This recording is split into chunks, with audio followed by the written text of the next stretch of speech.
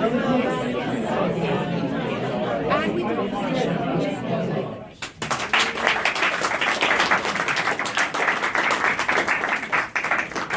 That was just a lovely introduction. Thank you very much. I'd like to acknowledge and pay my respects to the traditional owners and custodians of the land on which the university is built, the Gadigal people of the Eora Nation, as well as to Aboriginal and Torres Strait Islander peoples as the first peoples whose unceded lands, winds, and waters we all benefit from and now all share.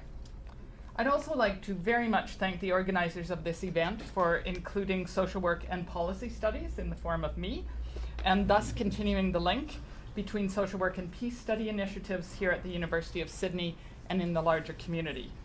So that means I also need to recognize the work of Professor Stuart Rees in establishing the solid link between peace and social work some years ago, and fostering peace studies at the university and activism on many levels here in Sydney and in the larger Australian context. This link between peace and social work is well established in international codes of ethics for practitioners. For example, the Canadian, of which I am Canadian, so I will start there. The Canadian Association of Social Work asserts that the roots of the social work profession are grounded in the principles of peace, social justice, and the dignity and worth of all peoples.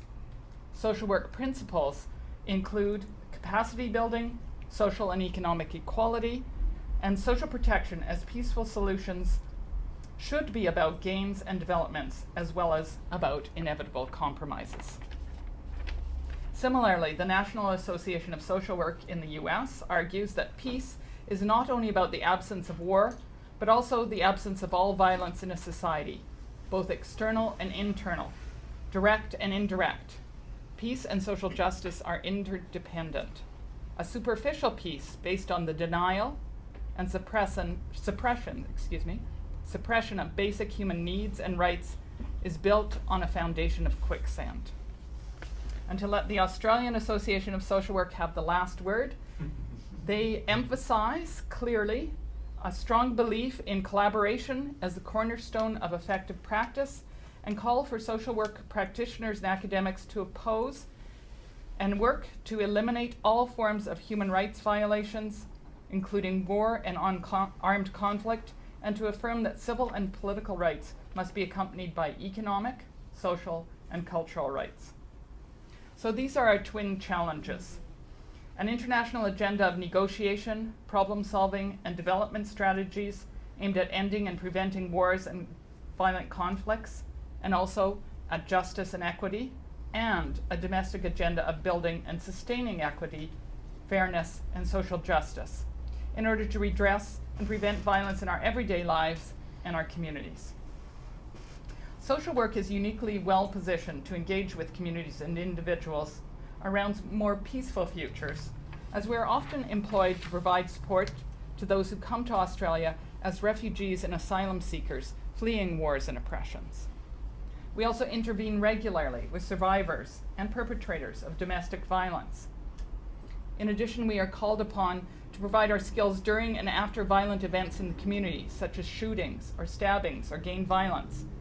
And we deal daily and often minute to minute with communities and individuals savaged by the structural violence of poverty and neglect.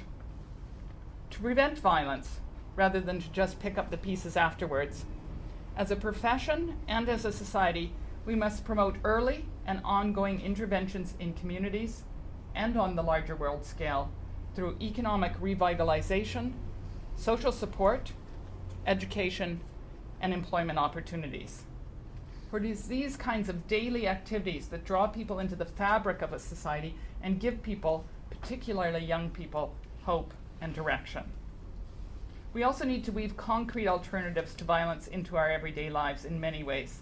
In particular, this includes opportunities for everyday people to develop or deepen their skills of verbal negotiation, problem solving, compromise, and cooperation, rather than the dominance of others, the use of violence, and individual toughness that we see throughout society today. Instead, we need to emphasize a culture of mutual care and vulnerability. In today's world, where the world is a highly unstable place and peace is needed more than ever, events such as this one tonight and the establishment of this new organization provide a much needed way forward in our deep need for real alternatives to violence, exploitation, oppression, and war. If I can add a personal story, although Frank's already added one, but I'll add an additional one. When I was a first-year student at the University of Calgary in Western Canada, I was very scared that the world could end in nuclear war. And I avidly attended every peace event and peace meeting and rally that I could find. At one such meeting, I heard two social work professors addressing the need for nuclear disarmament, peaceful development, and the role of social workers in this task of social justice. I was very excited by this idea that social work could be about world peace and global justice rather than what I kind of thought it was about, which was stealing Indigenous people's children. Sorry. Anyway, so I was all excited. World peace, nuclear disarmament, and I immediately went and changed my major to social work, which was a good choice, actually. Of course, the bulk of the profession was not as passionate about peace activism and global justice as I was, and those two professors were. But fortunately, the core of social work values remain focused on social justice. And though not all social workers attend to these issues in the way they should, it's still part of the core values in all codes of ethics. And it is also, more importantly, an important core and necessary precondition for peace. I'm very pleased and very humbled to join the consistent and committed colleagues here at the University of Sydney who are pursuing both peace and social justice. And I hope that at some point in my career I can inspire at least one student to switch their major to social work or to peace studies. And I'd like to once again just wrap up by thanking the organizers of the Council for Peace with Justice for inviting me to speak tonight, and look forward to a long and fruitful involvement of social work and policy studies with this endeavor. Thank you.